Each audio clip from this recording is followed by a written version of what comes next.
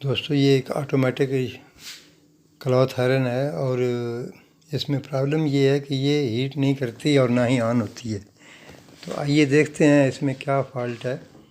पहले इसका ये अपर कवर जो है हैंडल का ये खोला है हमने और इसको डिसेबल करना है, पूरा खोलना है इसके सिस्टम को। और सबसे पहले हैंडल का कवर खोलेंगे और उसके बाद जो हैंडल की अपर प्लेट है, ये अपर कवर ये खोलेंगे। ये 3 हिस्सों में है।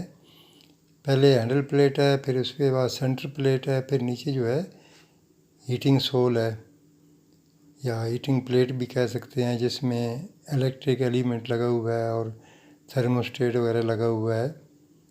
तो जैसा कि ये कवर आप देख रहे हैं मैंने खोल लिया है और ये थर्मोस्टेट एडजस्टर प्लेट है। इससे हम थर्मोस्टेट को एडजस्ट कर सकते हैं, जितना टेम्परेचर ज़रूरत हो उसके मुताबिक थर्मोस्टेट नाब को घुमा के एडजस्ट कर सकते हैं। तो ये सबसे टॉप पे जो प्लेट है हैंडल की प्लेट, इसको स्टार स्क्रू ड्राइवर से खोलना है। टोटल 3 स्क्रू हैं इसके, जैसा कि आप देख रहे हैं। ये 2 स्क्रू हैं बैक साइड पे और 1 स्क्रू फ्रंट पे है। तो ये तीनों स्क्रू खोलने के बाद ये जो अपर प्लेट है ये आराम से बाहर निकल आएगी। ये देखें, अभी इसके ये सेंटर में एक स्क्रू लगा हुआ है, तो ये स्क्रू भी खोल लेना है। खोलने के बाद प्लेट को ऊपर उठा लेना है, जैसे ये देख रहे हैं आप। प्लेट को ऊपर उठा लिया। अब नीचे से जो सेंटर में प्लेट लगी हुई है ये ब्लू कलर की, इसके भी 3 ही स्क्रू हैं और स्टार स्क्रू ड्राइवर से खुलते हैं।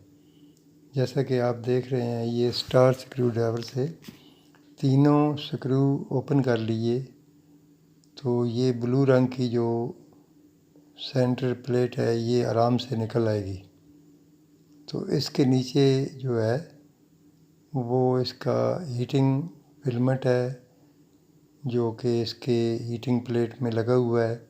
और एक थर्मोस्टेट वाल है, थर्मोस्टेट स्विच है।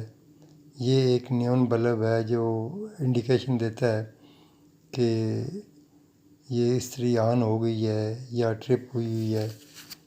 तो जैसा कि ये आप देख रहे हैं, ये छोटी सी एक ट्यूब लगी हुई है ये वाइट स्लीव में। तो ये नियॉन लैंप है, ताकि जब इस्त्री ऑन हो तो पता चलता है कि ये लाइट ऑन हुई है, इस्त्री ऑन हो चुकी है। तो अभी आइए देखते हैं, इस कवर को खोलते हैं। आराम से तारों, ये इसकी जो वायरें हैं इनको निकाल लेना है। काटने की ज़रूरत नहीं है, ना ही इनको खोलने की ज़रूरत है। ये इस प्लेट के अंदर से वायर्स आराम से बाहर निकल आती हैं। तो जैसा कि ये आप देख रहे हैं, ये प्लेट को हटाने के बाद ये थर्मोस्टेट वाल जो है, थर्मोस्टेट स्विच जो है, आपको इंडिकेशन भी दी है कि ये थर्मोस्टेट स्विच जो है इसका ख़राब है। तो आइए चेक करते हैं कि थर्मोस्टेट स्विच सही मानों में ख़राब है भी या कोई और नुक्स है। तो अभी मल्टीमीटर को हमने कंटिन्यूटी पे रखा है, जहाँ पे डायोड चेक करते हैं। तो मेन वायर जो है इस्त्री की, उससे एक प्राब को लगाया और दूसरी प्राब जो है वो थर्मोस्टेट स्विच की एक साइड पे लगाएंगे। देखें, रेजिस्टेंस 0 बता रहा है कि ये वायर ठीक है। और थर्मोस्टेट की जो आउटपुट है दूसरी तरफ, वहाँ पे लगाएंगे तो ये हाई रेजिस्टेंस शो कर रहा है, ये देखें। हालांकि इसको लो रेजिस्टेंस ही शो करनी चाहिए। तो इसका जो थर्मोस्टेट स्विच है वो ख़राब है। ये ख़राब नहीं है इतना ज़्यादा, इसको सिर्फ साफ़ करने वाला है। इसका जो कांटेक्ट पॉइंट था वो डर्टी हुआ हुआ था, तो मैंने एमरी पेपर लेके तो उससे मैंने इसके कांटेक्ट को साफ़ किया और दोबारा लगाया। तो ये थर्मोस्टेट स्विच जो है काम करना शुरू कर दिया इसने, क्योंकि थर्मोस्टेट स्विच सही था। सिर्फ इसके कांटेक्ट जो थे वो क्लीन करने वाले थे। तो आइए अभी दोबारा इस्त्री को मैं फिट कर रहा हूँ। तो फिट करने के बाद देखते हैं कि जैसा कि आप देख रहे हैं ये सेंटर प्लेट जो है ब्लू रंग की, सबसे पहले ये लगानी है। 3 ही स्क्रू हैं और ये अपर कवर है जिसमें हैंडल लगा हुआ है। 3 ही स्क्रू इसके हैं, एक फ्रंट पे है और 2 बैक साइड पे। ये 2 स्क्रू हैं, यानी स्टार स्क्रू ड्राइवर से ये खुलते हैं और टाइट होते हैं।